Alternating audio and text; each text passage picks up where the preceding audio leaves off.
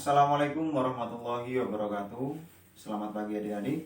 Perkenalkan, nama Bapak Adi Sasongko. Di sini Bapak menggantikan posisi Ibu Hani mengajar kelas 9 di SMP Negeri 1 Jenggawa. Nah, adik-adik, sebelum kita mulai pelajaran pada pertemuan pagi hari ini, marilah kita berdoa menurut agama dan kepercayaannya masing-masing. Berdoa, disilakan. Selesai. Anak-anak, pada pertemuan kali ini kita akan melukis karya melalui kehidupan. Apa maksudnya? Kita akan membuat sebuah cerpen sesuai dengan KD yang akan kita pelajari, yaitu KD 4.6 yang berbunyi mengungkapkan pengalaman dan gagasan dalam bentuk cerita pendek dengan memperhatikan struktur dan kebahasaan. Nah, sebelum kita beranjak pada pembuatan sebuah karya cerpen atau karya tulis cerpen, perlu diperhatikan unsur-unsur yang membangun cerpen itu sendiri. Ada apa saja? Ayo, silakan diingat-ingat. Kemarin sudah dijelaskan loh oleh Pak Alvin.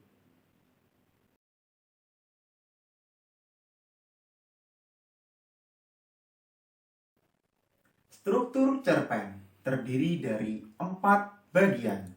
Yang pertama adalah orientasi, yang kedua komplikasi, yang ketiga evaluasi, dan yang keempat adalah resolusi. Nah, penjelasan dari tiap-tiap bagian itu adalah yang pertama, orientasi. Orientasi merupakan sebuah pengenalan tokoh dan latar cerita. Nah, pengenalan di sini sebuah penjelasan atau awalan yang dilakukan atau dikemukakan oleh penulis untuk mengetahui latar atau jalannya cerita itu sendiri. Yang kedua yaitu komplikasi. Komplikasi merupakan tahap penjalinan konflik dimulai dari awal munculnya konflik, kemudian peningkatan konflik hingga konflik itu memuncak atau klimaks. Jadi permasalahan itu timbul dari yang terkecil, kemudian ada tahap selanjutnya dan berakhir atau berujung pada sebuah puncak konflik itu sendiri. Masuk pada tahap atau struktur cerpen nomor 3, yaitu evaluasi. Evaluasi adalah konflik yang mulai diarahkan pada pemecahannya. Dalam artian di sini konflik atau permasalahan tadi sudah menemukan atau sampai pada ujung yang hampir bertemu dengan permasalahan atau pemecahan masalah itu sendiri. Seperti itu. Nah, kemudian masuk ke dalam nomor 4, yaitu struktur cerpen. Cerpen, Mas. Struktur cerpen yang keempat, yaitu resolusi. Resolusi adalah upaya pengarang untuk mengungkapkan solusi dari berbagai konflik yang ada. Jadi, tadi kan ada tahap komplikasi dan evaluasi. Pada tahap komplikasi itu kan ada sebuah permasalahan yang mulai muncul. Kemudian masuk ke tahap permasalahan berikutnya. Terus pada tahap evaluasi, konflik itu mulai hampir menemukan titik terang. Nah, di tahap resolusi ini, pengarang mulai mengungkapkan solusi atau jalan keluar dari berbagai konflik yang ada. Seperti itu anak-anak. Selanjutnya adalah unsur kebahasaan dari sebuah cerpen.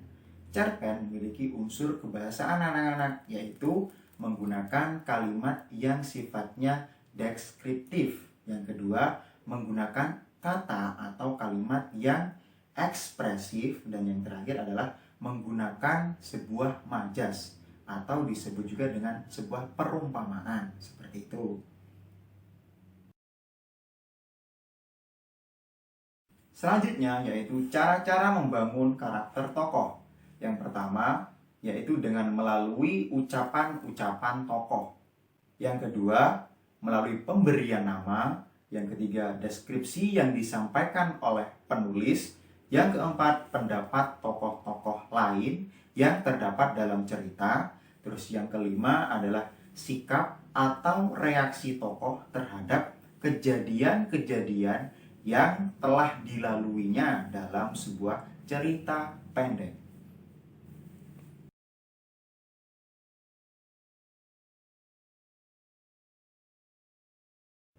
Selanjutnya yaitu langkah-langkah menulis cerpen.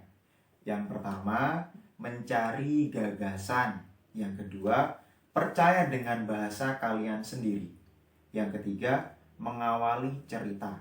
Yang keempat, memadukan peristiwa-peristiwa yang ada dalam cerita atau disebut juga dengan peristiwa kunci. Yang keempat, menentukan ending atau akhiran yang menjadi penutup cerpen kalian. Nah, yang terakhir yaitu menyunting cerpen yang telah kalian buat.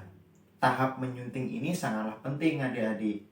Gunanya adalah ketika terdapat sebuah bahasa atau kata-kata yang tidak sesuai atau penulisan kata yang salah, itu masih bisa diperbaiki. Nah, perbaikannya itu dalam tahap apa? Dalam langkah-langkah apa? Yaitu dalam tahapan menyunting atau disebut juga dengan tahap pengkoreksian sebuah cerpen yang telah kalian buat, agar ketika cerpen tersebut benar-benar jadi dan benar-benar selesai 100%, cerpen tersebut mulai dari tatanan bahasanya, kemudian kalimat, strukturnya yang ada di dalam cerpen tersebut, semua dapat dipahami dengan baik dan benar bagi setiap orang yang membaca atau mendengarkan cerpen yang telah kalian buat tadi.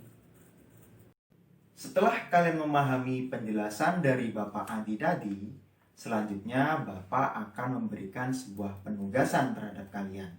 Penugasannya yaitu silahkan kalian membuat sebuah cerpen berdasarkan pengalaman pribadi kalian masing-masing yang tentunya tetap memperhatikan unsur kebahasaan dan struktur yang ada dalam sebuah cerpen. Jadi nggak boleh asal-asalan, harus tepat sesuai dengan apa yang telah Bapak paparkan tadi.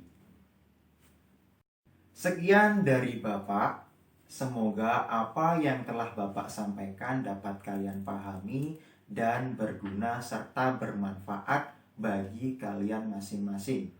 Wabillahi taufiq wal hidayah. Wassalamualaikum warahmatullahi wabarakatuh. Selamat belajar dan semangat belajar. Jangan lupa tetap jaga kesehatan, tetap pakai masker, cuci tangan, dan tetap di rumah saja. Terima kasih.